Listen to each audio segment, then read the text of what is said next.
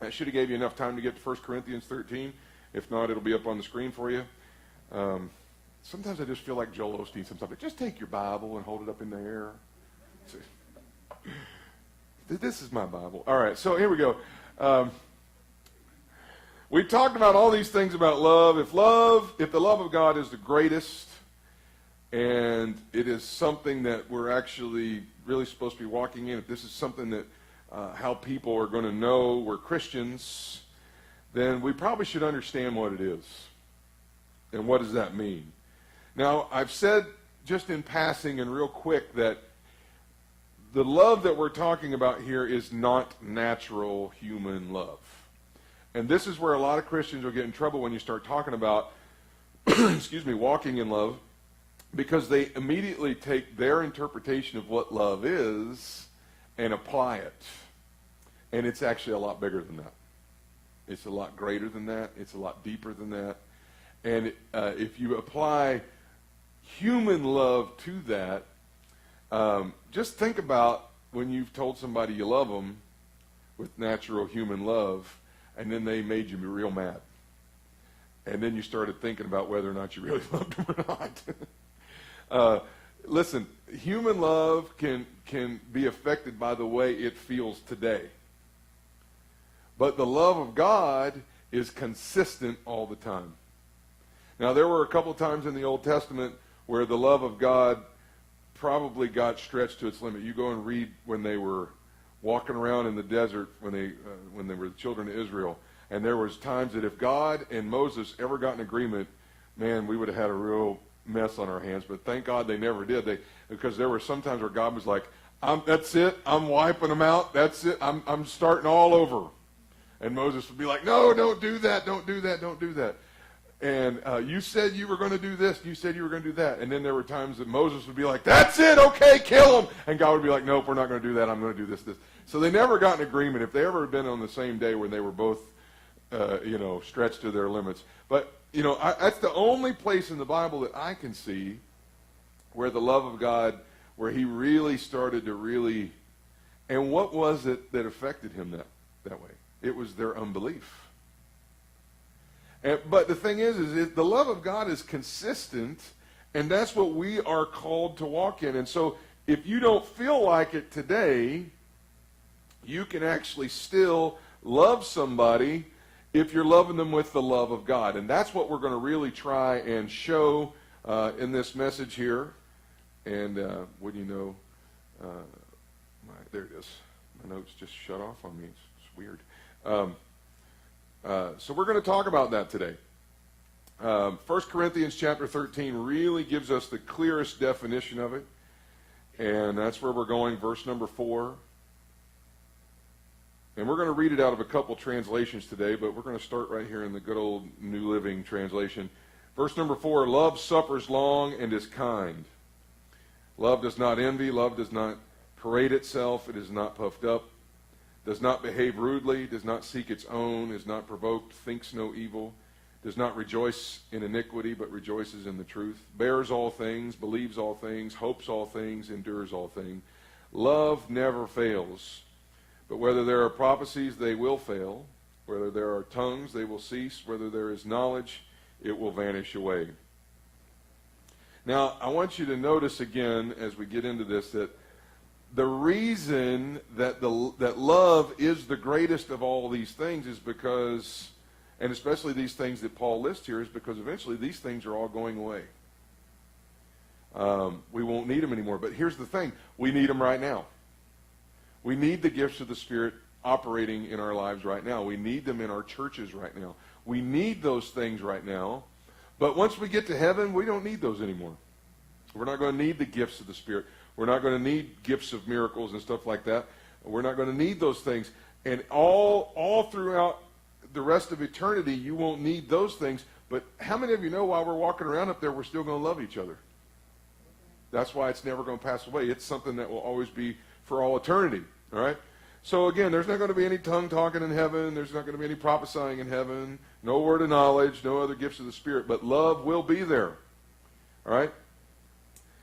Here on earth, the love of God can and will endure everything that comes along. And this is where, again, we miss it when we put our own spin of human love on it. All right? When we get to the point where we go, I can't take it anymore. Well, that's your human love. I can't stand to be around them anymore. Well, that's your own human love. All right? If you walk in the love of God, it'll last through everything. Now, I'm going to pull out the Amplified Bible and read this to you. And I want you to listen to this. Love endures long and is patient and kind. Love never is envious nor boils over with jealousy, is not boastful or vainglorious, does not display itself haughtily, it is not conceited, arrogant and inflated with pride, it is not rude, unmannerly, and does not act unbecomingly. Love, God's love in us, does not insist on its own rights or its own ways, for it's not self-seeking. It is not touchy or fretful or resentful. It takes no account of the evil done to it. It pays no attention to a suffered wrong. It does not rejoice at injustice and unrighteousness, but rejoice when right and truth prevail. Love bears up under anything and everything that comes, is ever ready to believe the best of every person. Its hopes are fadeless under all circumstances, and it endures everything without weakening. Love never fails, never fades out or becomes obsolete or comes to an end. And then he goes on to talk about the prophecies and all that, how that's all going to go away. All right? So let's just look at the first one. Verse number 4. Love endures long and is patient and kind. Now the word endure here is actually the same word for suffer. And it means something, to suffer something of pain or something difficult patiently. Now, he's not talking about suffering from an attack from something like sickness, or suffering from poverty, or suffering from lack and need and depression and stuff like that. He's talking about suffering from other people. Oh, man. Here we go. This is where we're going to go right here. It's going to get real, yay. You know, anytime you're dealing with somebody else, you're suffering. Now, so immediately we all want to go to the word suffering to mean like, tied up in a prison somewhere and been beat and, you're bleeding and it's that kind of, or, that kind of suffering. Listen, anytime there's a difference with somebody else. Now, we have people that have been married in here for a long time. We have newlyweds in here. We have folks that are widows or widowers. We've got all kinds of varying forms of relationship. And every one of them would probably tell you in some way, shape, or form, they suffer with the other person in some way, shape, or form. What does that mean? They got all kinds of disagreements and things that are not the same. I mean, Jody and I have been married 15 years. 15 years, going on 16. And I'll just tell you right now, she suffers with me. Now, how would you know, Ed? I thought I saw somebody outside of our window. She suffers with me. You know why? Because we don't see eye to eye on hardly anything. She's shaking her head. Yes, she knows. And it's not just because I'm 1.5 feet taller than her that we don't see eye to eye. Okay? It's just about impossible to see eye to eye on everything when it comes to dealing with everybody. That's suffering. Now, there are some things that, there's a leg of suffering that is the hard stuff, the bad stuff, putting up with stuff. Then there is a side of suffering that's, okay, well, I don't like the way you put the kids' clothes away because I can't ever find them. That's suffering.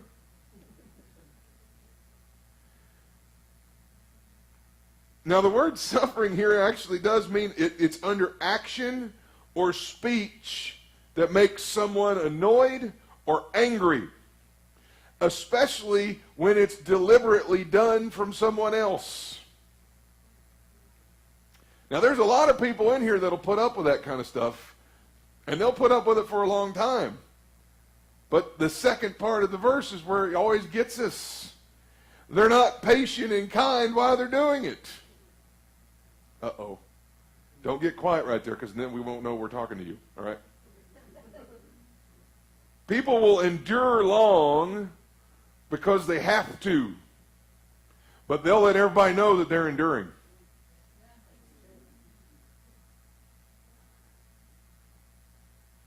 We're very quick sometimes to give people a moment of our time, but we're really quick to tell them, I'm only doing this for a minute.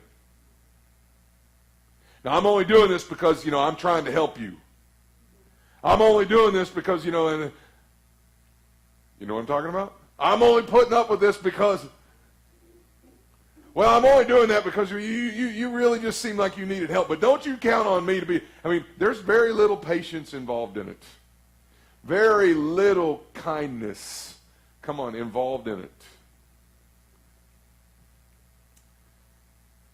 We quickly will, if people don't measure up to what we think that we're supposed to do, there's very little patience and kindness, and we will quickly remove ourselves from them or them from us, and we will move on. Because we don't really have time for that. We don't really want to put up with that. Well, sure. It's because we're loving them with our natural human love. We have to choose something else that seems like it'll be more rewarding and more satisfying. I actually had people say this to me. Well, I'm only doing this because the Lord led me to do it. Really? Did he tell you to hold it over my head the whole time too? Don't get used to this. You ever use that one on somebody? Don't get used to this. All right? I think we were talking yesterday. Jody and I were just talking yesterday. And she had run out to the Target, or Staples, to get some stuff for the kids area down there. And so then we decided when she got back we were going to go eat and then go down to Celebration, walk around, look at the fake leaves falling. Anybody done that yet? See, you live in Florida when they have to fake leaves falling, and then at Christmas time they fake snow down there. It's like, really? When she told me, they goes, yeah, they got fake leaves falling down there. I was like, what? And sure enough, they got these little leaf blower things that just blow these leaves out and they come down. So we were going to go down there and walk around, and so she's there at Target or at Staples getting stuff for down here, and so I got to get the kids dressed. And I'll just be honest with you, the way Jody puts clothes away makes absolutely no sense to me at all. None. Zero. I just kind of go, I have to text. Where did you put, where is this? And she'll say it's in this drawer, and I'll open up that drawer. Where in this drawer? Dig around in there, so I can start digging around in there. And sure enough, it'll be in there, but it'll be on the very back and the very bottom underneath 5 other things that are not that. Some of you guys are laughing right now because you know exactly what the way the wife's mind works. It's like, I don't get that at all. Okay? In the 15 years that we've been married, I have said to her, I do not understand the way you keep this house. I don't get it at all. Do you want to come up here and preach today, Ed?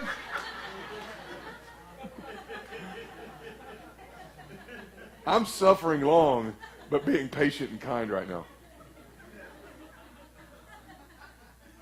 Now, I'm trying to prove a point. In the 15 years we've been married, have had plenty, marvelous opportunities to not be kind. Okay? So has she.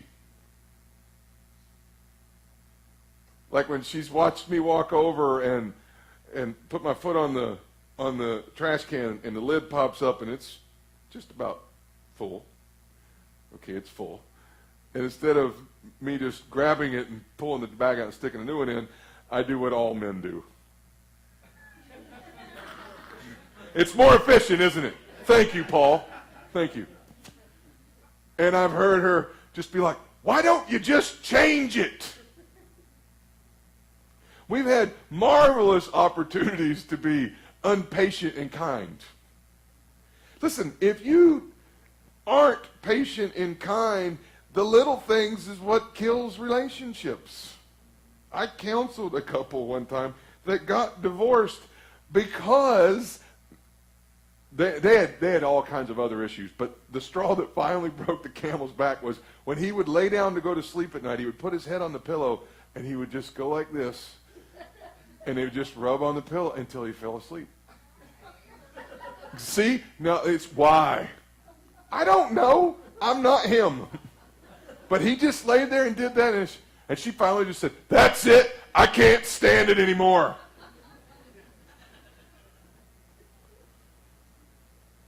Patient and kindness in the suffering. I could have flown completely off the handle and told Jody, your way of putting clothes away is ridiculous. Why can't you put all the shirts in one drawer and all the shorts in another drawer and all the socks in one? Why does it have to be some socks and some shirts and some shorts over here and a whole other set over here? And because that's the way she knows where they are. So I could get impatient and unkind real quick. She could get impatient and unkind with me when she sees me compressing the trash down into the bag. Instead of going, why don't you just take that out? She could be like, I'm the only one that takes the trash out around here and cares that if it's spilling out onto the floor, Brent. She could be like that if she wants to. But we're trying to be patient and kind to one another. Why? Because we're already suffering long. Now see, again, everybody's like, well, suffering. There's so many differences here. Listen, she's from California. I'm from Kentucky. That just is hilarious in and of itself. But she's not just from California. She's from Orange County, Anaheim, Newport Beach. I'm from Flatwoods, Kentucky. I'm more kind of like where they are, Duck Dynasty fellas. She's more like the Real Housewives of Orange County. I said more. I didn't say you were. I said more. You're more. You're more. More like, okay, so do you want me to say you're like the guys from Duck Dynasty? Do you have the... No, she's not. They love Jesus. They do. There's girls that are Christians on there. But there's a huge background difference between the two of us. Huge. Huge difference. Okay? We're already having to put up with those kind of things. But listen, if I don't use patience with her and she doesn't use patience with me, we won't last another year, let alone another 15. Come on now. Because we got to be, in the fact that there is differences with somebody else, you got to be patient and kind while you're working through the differences.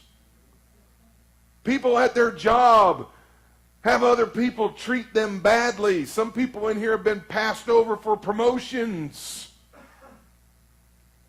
Other people have had things happen to them at their job or their career, and it makes their job harder. And a lot of times we're real quick to complain or to trash talk the person or the organization that passed over them or treated them badly, or the person at their job that's so just a thorn in their side.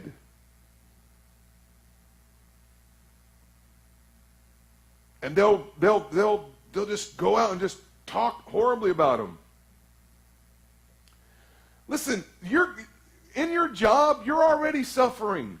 Again, some of you may have a great job, but there are differences there. That's what the word suffering means, just putting up with differences.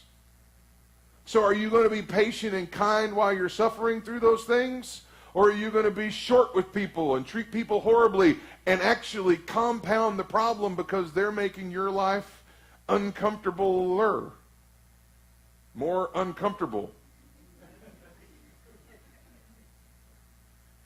The God kind of love, it's not a deliverance from that. A lot of people think, well, I'm walking in love with people. I don't understand why I'm still having to put up with them. Because they're people. Well, why do I have to put up with this kind of, why do I have to have this in my marriage? Because they're a person. Why do I have to have this going on at my job? Because they're people. You might as well just get used to it and be patient and kind. This is what the love of God brings. It brings patience and kindness in spite of the suffering. When's the last time you tried to make one of those situations better in spite of how aggravating it was to you?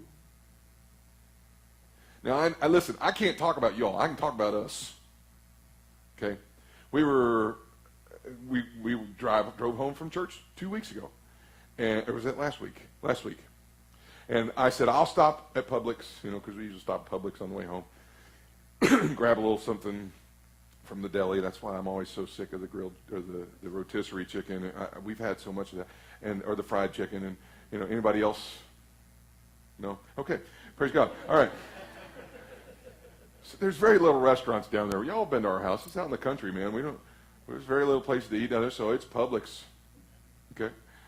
And so I go in and I'm like, and I put the kid. One of the kids was in with me and one was with her, so she pulls in behind me and he gets in with her. And so I'm like, text me what you want, and we go in there. So I'm in there walking around, and I'm getting all the stuff, and text never showed up, I guess. And so I get all the way out, back paid, all the way out in the car, got all these, and I get in the car, and all of a sudden, and I pull out my phone, and I go,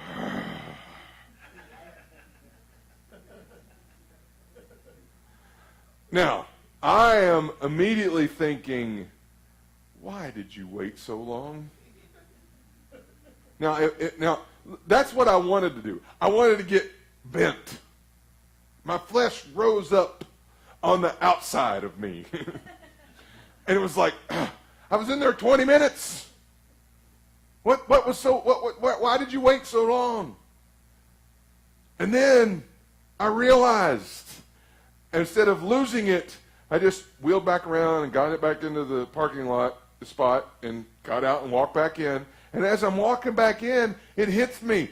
Your phone's on silent, dummy. And I looked at the timestamp. She texted me 15 minutes ago.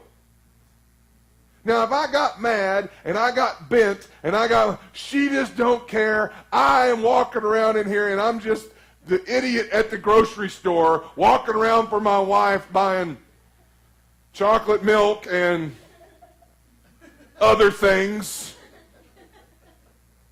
I look like a doofus walking around in here again. I'm going to walk back in like the dumb man who never comes to the grocery store. Forgot something.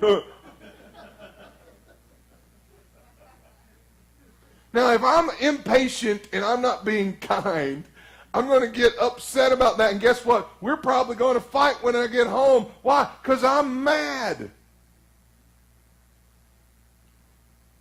But then I had to tell her, and I said it. I said, dang it. I texted her back. I said, dang it. Just now saw this. So then when I get back home, she's pretty good about it. She says, oh, is the service inside the store bad? And I could have been like, well, yeah. That's exactly what it was. Stupid Publix, got them metal buildings, and I could have immediately went there. But I told her, I'm like, no, that was on me. I had it on silent and didn't realize you text. Why? Patient. And listen, I don't claim to have this whipped. Because, again, the outside man rose up, and I wanted to be like, oh! But when's the last time when something didn't go your way, you tried to make the situation better no matter how bad you was aggravated? People in relationships, and we'll get down to the rubber meeting the road here now. I just don't love him anymore. I just don't love her anymore. People say, I've had it. I can't take it anymore. Forget this. I'm out of here. You may not be able to take it anymore. And you may not love them anymore. But the love of God can take it all. And he always loves them. Love hasn't had it. And since that love is in you, so can you. Ouch. So can you. You can. You can put up with it. You can decide to be patient and kind. Why? Because the love of God's shed abroad in your heart. Think about this the next time you want to lose it over something that you're, suffering with. How much is God putting up with us? And how long has he been doing that? Well, at least since creation. Kind of encompasses all of it, doesn't it? Since creation. Now listen, I understand it's difficult to put up with some folks. Sure it is. Anybody ever have somebody just rubs you the wrong way? You talk to them for 5 minutes and you're offended? You greet them for the first time and you kind of go, what's this person's story?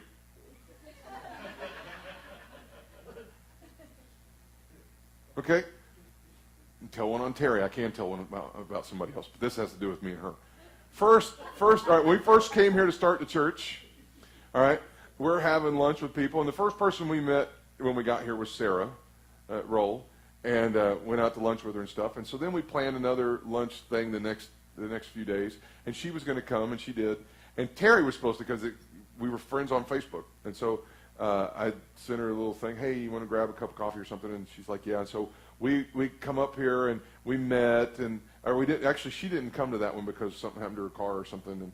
And so then she started coming to the interest meetings about the church, and slowly we were kind of getting involved in it. Well, after we had met like 5 or 6 weeks, Chris and Suli, all these folks were coming.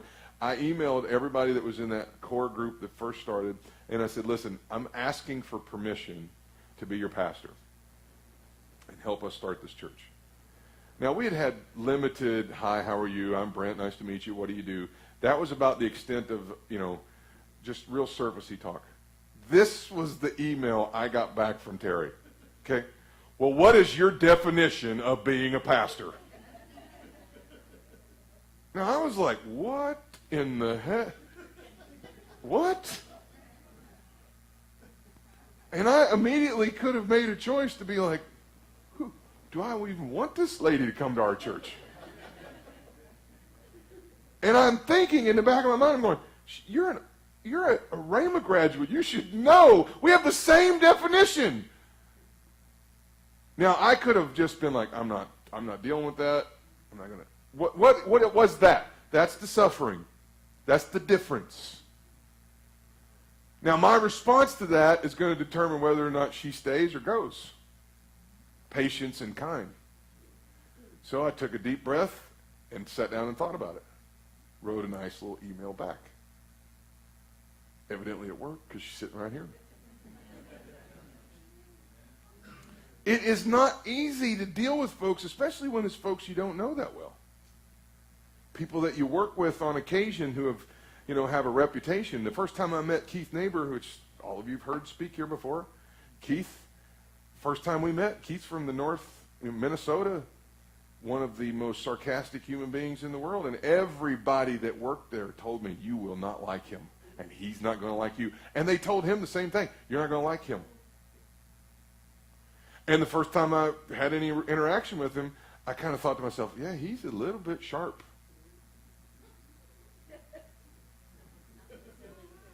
Huh? And not mentally sharp. I mean, like, cutting with his words sharp. He's probably watching right now. Right? And the thing is you could size up people instantly without patience and kindness and miss a lot of great people in your life. If I had sized him up based on, now watch this, based on the shallowness of me, I would have missed the deepness of our relationship. And somebody better catch that. Listen, that's one of my best friends. We haven't worked together in 2 years. We still talk at least twice a week, maybe 3 times. And now that we've started this podcast, which I haven't really said too much here in the church about it, I've been posting like crazy on Facebook about it. We started a podcast. He and I started a podcast, and we've been like 2 little kids again, like with the new toy. It's like, oh, what do you think we did this one in? What do we did this one on? And it was like, a rekindling. That would never happen if I had been impatient and unkind, or he had been. If you're wanting to get impatient with folks, think how patient God is with you. How many of you in here have it all figured out? Ed, do you want to raise your hand? Yeah.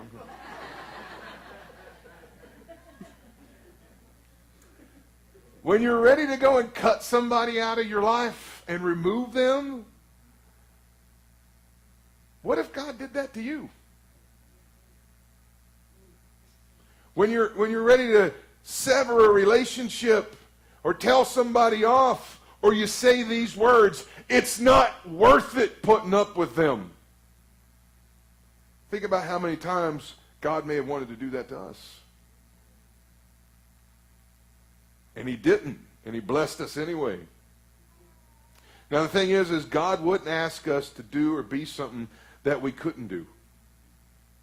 That would make him an unjust God. This means that we can. We can be patient and kind while we're putting up with differences in people.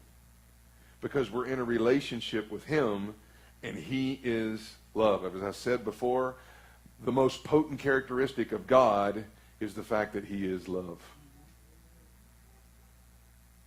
Everybody in here, I'm sure, has wanted to quit. But if you'll listen to the love of God on the inside of you, you won't. You'll be patient with those differences. You'll be patient with those things that drive you crazy. You'll be kind in the times that they are nails on a chalkboard to your ears. If we stay in this light and we stay in this frame of meditation where we keep this thought in our heads and in our minds and in our spirits, we won't weaken in the face of those who are driving us crazy. We'll be able to go on loving those people whether we feel like it today or not. And that's just the first part of the first verse. So you can tell we're going to take some time with this.